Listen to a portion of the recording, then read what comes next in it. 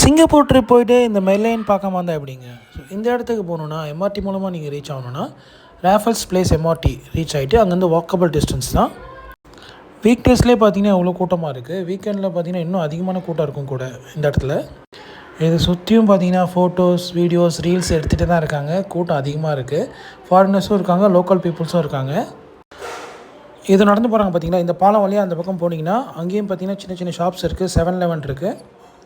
இங்கேருந்து பார்த்தாலே இந்த ஜெயண்ட் வீல் தெரியுது. அதுக்கப்புறம் பார்த்தீங்கன்னா மரீனா பே சைன்ஸ் இந்த ஹோட்டல் தெரியுது. இந்த ஹோட்டலுக்கு அப்படியே அந்த சைட் பார்த்தீங்கன்னா கார்டன்ஸ் பை த பே இருக்குது.